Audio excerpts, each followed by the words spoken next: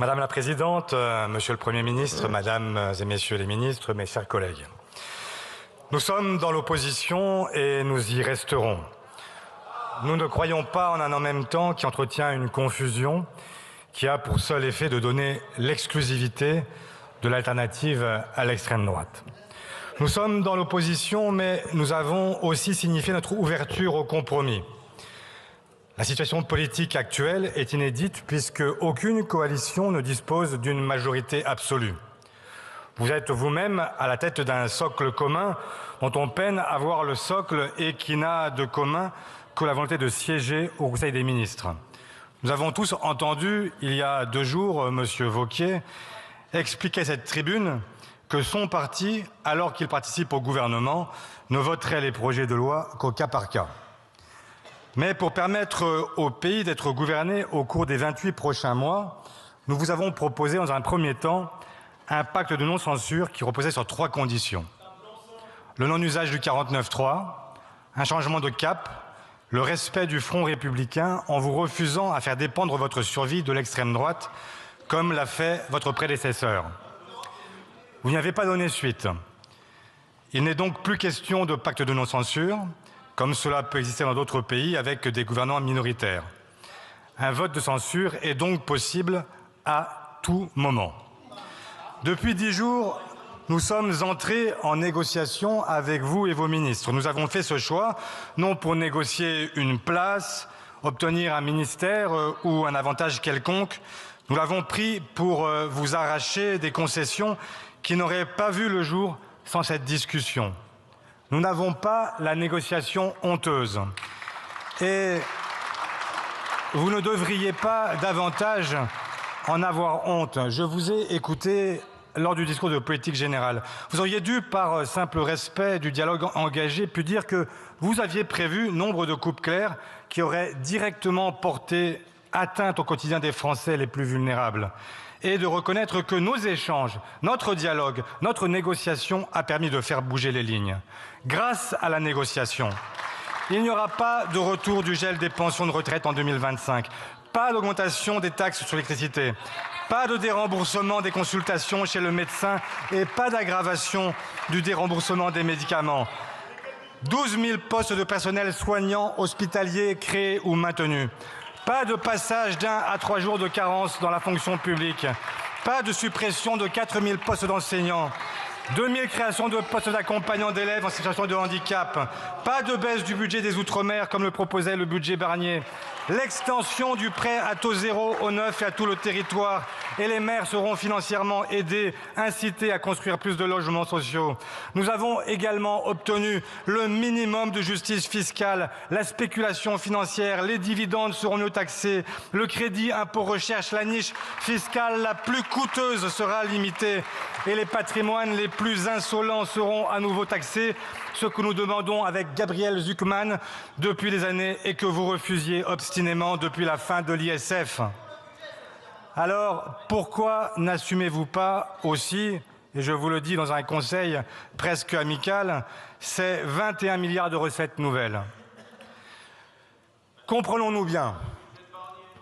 Le résultat de cette négociation n'a pas miraculeusement transformé le futur budget en budget de gauche. Les lois de finances ne sont pas celles que nous adopterions si nous étions au pouvoir. Mais c'est notre honneur d'avoir évité aux Françaises et aux Français, oui, notre honneur, d'avoir évité aux Françaises et aux Français ces mesures qui ont un impact direct sur leur pouvoir d'achat, leur capacité à se soigner, à offrir une éducation de qualité à leurs enfants, de rétablir un minimum de justice fiscale dans un pays où le CAC 40 sable le champagne, tandis que 9 millions de nos concitoyens vivent sous le seuil de pauvreté.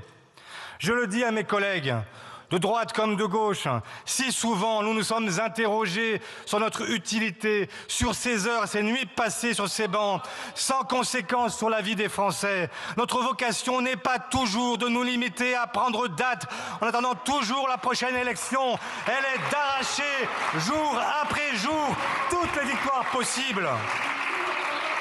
Mais, Monsieur le Premier ministre, vous le savez aussi, la clé de voûte de cette négociation sur la réforme, portée sur la réforme des retraites de 2023, qui demeure une blessure sociale et démocratique. Vous avez accepté un premier pas en rouvrant le débat. Je ne minimise pas le geste. Jusqu'ici, les gouvernements précédents s'étaient refusés à toute remise en cause de ce qui est apparu progressivement comme le totem de la Macronie. En reconnaissant qu'il était possible, vous l'avez dit, de parvenir au même résultat avec une réforme plus juste, vous avez ouvert la possibilité d'une alternative.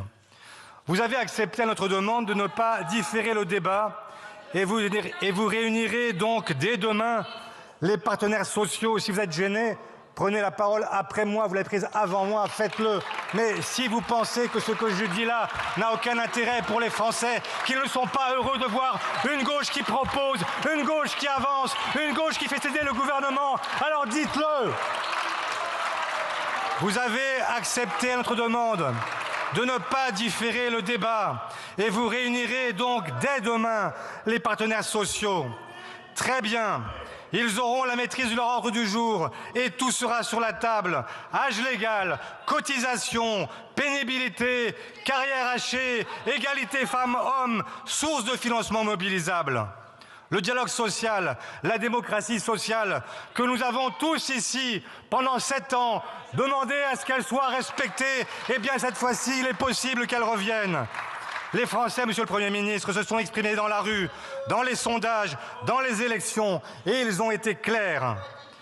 Le contrat social français repose pour partie sur l'accès à la retraite en bonne santé. 64 ans, c'est peut-être jeune pour ceux qui aiment leur métier, sont reconnus dans leur mission et ne souffrent pas de l'usure de la pénibilité. Mais pour tous les autres, chaque trimestre supplémentaire est une souffrance. Et donc, tout doit être sur la table, y compris les financements alternatifs qui permettent de ne pas reculer l'âge légal à 64 ans. En annonçant dans un premier temps, avant le courrier que vous venez de nous adresser, qu'en l'absence d'accord général, il y aurait un retour pur et simple à la réforme de 2023, vous avez déjà indiqué à ceux qui n'ont aucune intention de bouger qu'il leur suffisait de bloquer la discussion, de l'enliser pour obtenir satisfaction. Vous ne pouvez pas accorder un droit de veto aux tenants de l'immobilisme. Au cours des prochains jours, chacun des partenaires sociaux indiquera les voies qui permettent de consolider notre système par répartition. Nous n'accepterons pas une condamnation au plus petit dénominateur commun. C'est la raison pour laquelle, accord ou pas accord, nous souhaitons que le Parlement ait le dernier mot. Nous allons donc donner toutes ses chances à la négociation, mais que personne ne s'y trompe. Si nous avons le sentiment que le débat est verrouillé et ne permet pas d'aller au bout des alternatives, nous déposerons une motion de censure. Nous n'accepterons pas le statu quo. En ouvrant la discussion, Monsieur le Premier ministre, vous devez prendre la mesure des espoirs qu'elle peut soulever et que rien ne serait pire qu'après avoir ouvert une perspective positive, vous preniez la responsabilité de revenir en arrière. Si tout apparaît comme un simple simulacre, alors vous nourrirez une colère qui balayera tous les efforts entrepris et déroulera le tapis rouge à l'extrême droite. Si l'on veut bien s'éloigner un instant de nos débats franco-français, et j'en termine par là, Trump entre à la Maison-Blanche dans 4 jours, qui promet déjà d'annexer tout le continent américain. Son allié Musk qui s'ingère dans les affaires internes des Britanniques et des Allemands. Poutine qui n'a pas baissé ses prétentions face à nos amis ukrainiens. Le Proche-Orient encore en feu et Gaza qui succombe, même si ce que nous apprenons ces dernières heures nous réjouit, ce cessez-le-feu tant attendu. Et j'allais dire, et la libération des otages, bien sûr. Erdogan se rêve en nouveau sultan et Xi Jinping en dernier empereur. Il faut Il faut une puissance d'équilibre. Cette force, c'est l'Europe. Et en Europe, la France ne peut basculer aux mains de l'extrême droite après l'Autriche. Ce qui se joue maintenant est proprement historique et suppose une certaine hauteur de vue. En ne censurant pas, dès vos premiers pas, votre gouvernement. Monsieur le Premier ministre, vous l'avez compris, nous ne vous accordons pas pour autant notre confiance. Mais nous avons choisi de ne pas pratiquer la politique du pire parce qu'elle peut conduire à la pire des politiques, c'est-à-dire l'arrivée de l'extrême droite. C'est la raison pour laquelle nous ne vous censurerons pas, Monsieur le Premier ministre.